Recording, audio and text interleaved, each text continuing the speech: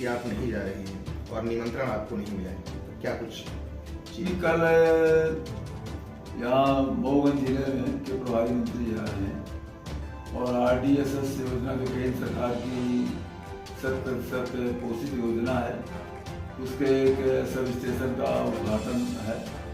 उस सिलसिले में मेरे मुख्य कार्यक्रम में मऊगंज जिले में बने हुए हैं, जैसे क्यों नहीं है। अभी हाल ही में आपका एक बयान दिया हुआ सामने आ रहा है जिसमें आप कहते हुए नजर आ रहे हैं कि मुझे निमंत्रण नहीं मिला, और पिछले कई दिनों से ये जो बयानबाजी का दौर चल रहा है त्योथर विधायक को, ये तमाम घटनाक्रम। हाँ, तो अभी तो ये बात सही है कि इस कार्यक्रम की जानकारी हमको विधायक के द्वारा नहीं दी गई है, पर मूल कारण तो हमें मऊगंज में रहना है, इस वजह से त्योथर नहीं जा पाएंगे। बयानबाजी, मैंने तो कोई बयानबाजी की नहीं। श्रीनिवास तिवारी जी के उपस्थिति में उनके समर्थक नारा लगाते थे, या दादा न हो दयु आए, वोट न देवे तब हुआ। और मैंने केवल इतना ही कहा कि ये दादा न हो दयु आए, वोट न देवे तब हुआ, मैंने दयु के राज्य रहा जब, तो एक टोकरी माटी नहीं डाली, दयु के जमाने में नहीं डाली है। आज हमारा थोक कहाँ पे गड्ढा हो जाता तो अखबार वाले दिखावत के, इतना मेरा भाषण था। तो श्रीनिवास तिवारी जी इस नारे को सुनकर के दादा न हो दयु आए, वोट न देवे तब आए, इस नारे को सुनकर के गदगद हो जाते थे, लोग बताते हैं। तो मेरे भाषण से तो श्रीनिवास तिवारी जी की आत्मा प्रसन्न हुई होगी, वाह, इतने वर्षों बाद फिर से मधुर नारा सुनने को मिला। और ये जो हमारा विरोध, इस नारे का जिन लोगों ने विरोध किया है, जो उनके जमाने में नारा ये यही लोग लगाते थे, तो श्रीनिवास तिवारी की आत्मा दुखित हुई होगी कि इतना बढ़िया हमारे प्रिय नारे को का ये लोग विरोध कर रहे हैं। तो इसलिए ये बयानबाजियों का कोई मतलब नहीं है। मैंने जब जब और कांग्रेस की और भारतीय जनता पार्टी के कामों का तुलनात्मक अध्ययन किया जाएगा, विवरण दिया जाएगा, तब तक रीवा में कांग्रेस के शासनकाल में श्रीनिवास तिवारी के कार्यकाल का उल्लेख होगा।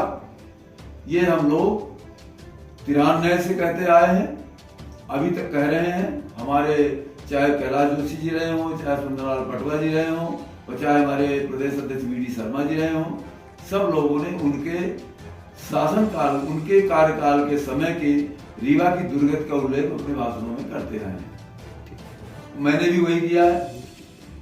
और जो लोग ये कहते हैं कि दिवंगत हो गए हैं, इसलिए अब उसकी चर्चा नहीं होनी चाहिए, तो मैं उनसे केवल इतना कहना चाहता हूं कि जवाहरलाल नेहरू जी भी दिवंगत हो गए हैं, तो क्या मुद्रा कांड की चर्चा बंद हो जानी चाहिए?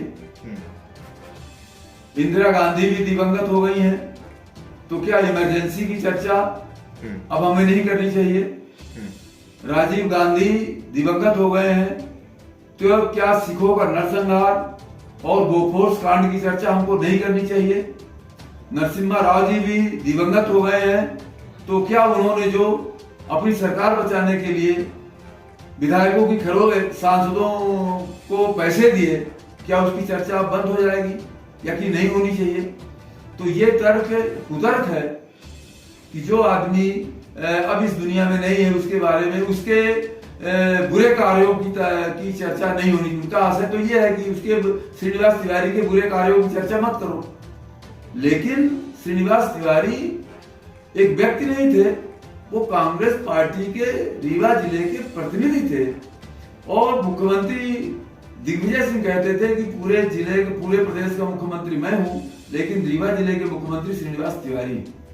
इसलिए श्रीनिवास तिवारी के कार्यों की आलोचना होगी और मेरे जैसे लोग करेंगे।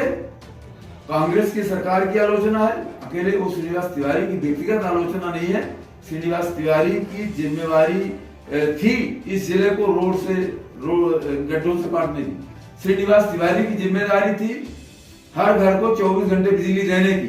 लेकिन रीवा जिले में केवल एक घर श्रीनिवास तिवारी के घर में 24 घंटे बिजली चलती थी, बाकी 4 घंटे से ज्यादा कहीं बिजली नहीं उपलब्ध होती थी। तो इसलिए ये भी कहना कि वो दिवंगत हो गए हैं, इसलिए अब उनकी चर्चा नहीं होनी चाहिए। वो भी उनके जो विकास विरोधी कार्य हैं, अत्याचारी जो कार्य है, लोगों को प्रताड़ित करने का जो उनका कार्य रहा है, उस पर पर्दा डालने का काम ये कर रहे हैं। हम लोग का जबरन मुलजिम बनाया गया, जाने का प्रयास किया गया, तो उस समय हम लोगों के ऊपर लाठियां चली। कितने कार्यकर्ताओं की का कहूं, नागेंद्र सिंह जी का सिटी कैबिनेट चलने नहीं दिया गया, उसको बंद करना पड़ा। तो जब कैलाश जोशी जी आए तब जाकर के 2003 में सिटी कैबिनेट शुरू हुआ था। तो बड़े कार्यकर्ता नेता से लेकर के छोटे से छोटे कार्यकर्ताओं को तंग करने का, परेशान करने का भारतीय जनता पार्टी के लोगों का काम किया गया है। आम जनता को तंग करने किया है उन्होंने। तो इस वजह से उनके ये जो दिवंगत का बताने का प्रयास कर रहे हैं कि दिवंगत हो गए, इसलिए चर्चा नहीं होनी चाहिए। उनके द्वारा किए गए जन विरोधी कार्यों पर ये पर्दा डालने का काम कर रहे हैं। लेकिन अभी भी सवाल ये है कि बाकी जो जितने जनप्रतिनिधि हैं, सबको मुख्यमंत्री के कार्यक्रम का निमंत्रण मिला है, केवल अभय मिश्रा जो कांग्रेस विधायक है और आपको छोड़कर। तो ये क्या एक अपमान की तरह है आपका ना बुलाना? आप, हम कहते हैं आप व्यस्त हैं, आप जाएंगे नहीं जाएंगे वो तो अलग विषय है, लेकिन बुलावा तो आना चाहिए था। अब वो उनका काम है, उनको, ये तो उनकी समझ की बात है, हमारे समझ की थोड़ी है। हमारा पार्ट नहीं है, ये उनका पार्ट है, वो उनसे पूछिए उनसे। जी, आपका पुतला भी दहन किया गया, वो पुतला दहन करें, उनमें अगर हिम्मत है, अगर वो सत्य के रास्ते पर है, तो जहां कहें जिस चौराहे में चले मैं खड़ा हो जाऊंगा, मुझको जिंदा जला दे।